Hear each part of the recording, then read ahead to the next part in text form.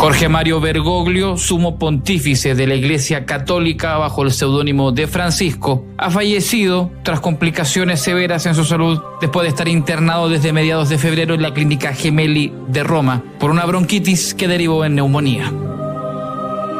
Bergoglio nació en Buenos Aires el 17 de diciembre de 1936 y llegó a ser la máxima autoridad de la Iglesia Católica el 13 de marzo de 2013, en la quinta votación del Colegio Cardenalicio, después de la renuncia de Joseph Ratzinger, el Papa Benedicto XVI. Bergoglio fue el primer latinoamericano, el primer americano y el primer jesuita en portar el anillo del pescador. Su anuncio al mundo fue dado por el protodiácono francés Jean-Louis Tauran.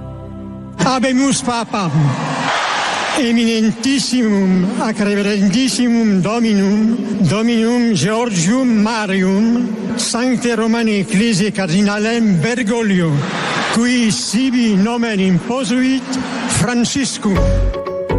Aquella noche de marzo, Bergoglio, de blanco ante la sorpresa del planeta, se presentó en la plaza de San Pedro reconociendo que los cardenales cumplieron con la necesidad de darle un obispo a Roma, pero lo fueron a buscar casi al fin del mundo.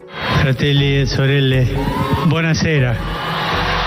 I miei fratelli cardinali sono andati a prenderlo quasi alla fine del mondo, ma siamo qui. Francisco, en su primer día de pontificado, llamó a que la Iglesia Católica no fuera una ONG compasiva. Durante su periodo denunció, entre otras cosas, las guerras, los conflictos económicos, el ansia de dinero y poder, la corrupción, pero además estrechó lazos, por ejemplo, con la Iglesia Católica Ortodoxa a más de 1000 años del Cisma de Oriente. Entre sus decisiones, canonizó a Juan Pablo II, a Juan XXIII, a Teresa de Calcuta, entre otros, superando largamente la cifra de canonizaciones realizadas por el polaco Karol Wojtyla, quien poseía el récord hasta ese entonces. Sin embargo, su pontificado debió enfrentar diversos contextos, partiendo por la pandemia, donde sostuvo que vacunarse contra el COVID-19 era una obligación moral, pero también hizo frente a los contextos geopolíticos en su condición de jefe de Estado. Por ejemplo, abordó la migración. En una emisión especial del programa Salvados de la televisión española, Francisco abordó, por ejemplo, el muro de Donald Trump en la frontera México-estadounidense y la frontera española-marroquí. El que levanta un muro termina prisionero del muro que levantó. Y eso es ley universal. Y eso se da en el orden social, en el orden personal. Si vos levantás un muro en tu persona, terminás prisionero de ese muro que levantaste. Nos hemos acostumbrado a esto. El mundo se olvidó de llorar. Esto es lo más inhumano que hay. Esto demuestra hasta dónde es capaz de descender la humanidad de una persona. Pero también abordó temas valóricos, como la homosexualidad. Ese hombre o esa mujer homosexual tiene derecho a una familia. Y ese papá y mamá tienen derecho a un hijo. Venga como venga. Y no se puede echar del hogar a ningún hijo o hija homosexual.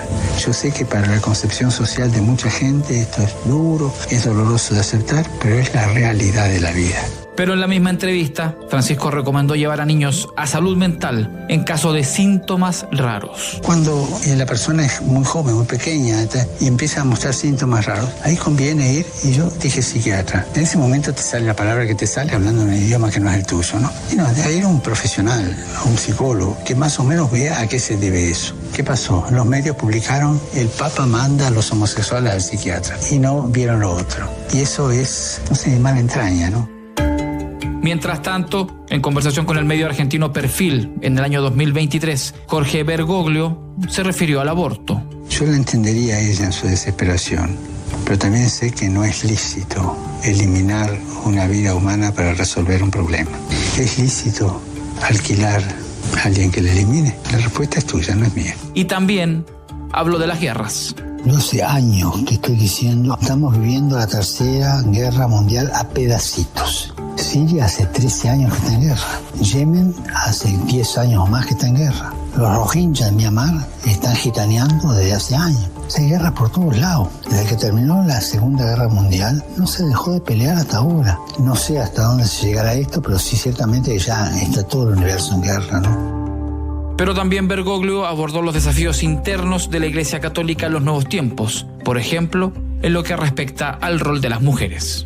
La iglesia no es varón, la iglesia es mujer, es la iglesia, no es el iglesia. Y se considera a sí mismo como esposa de Jesucristo. Jerárquicamente, un cura es más importante que la mujer, pero porque hay una jerarquización del ministerio. Teológicamente, si usted me pregunta quién es más importante, María o San Pedro, por ejemplo, los apóstoles, ciertamente María, ciertamente. Y además, otros asuntos dogmáticos, como el infierno. Bueno, el infierno no es un lugar. Claro, si uno va a la Sistina, el juicio final y las caras de los que van al infierno se asusta. Si uno lee Dante, se asusta. Pero son representaciones mediáticas. El infierno es un estado. Hay gente que vive en un infierno continuamente, ¿no? Esto lo digo no por la gente que sufre, el pobre que sufre, sino por aquellos que se hacen un mundo de autorreferencialidad malo, enfermizo, y terminan viviendo en un infierno. El infierno es un estado. El infierno es un estado. Con la partida de Jorge Bergoglio, Roma no solo pierde a su pontífice número 266 desde el apóstol Pedro, sino también pierde una forma de dirigir la congregación religiosa más importante del planeta, en un ejemplo desde la sencillez y la cercanía. La Iglesia Católica deberá definir ahora a su sucesor en un nuevo cónclave, donde los cardenales no solo deberán velar por la conducción religiosa interna, sino también por cómo se da el ejemplo al resto del planeta. Juan Espinosa, AD.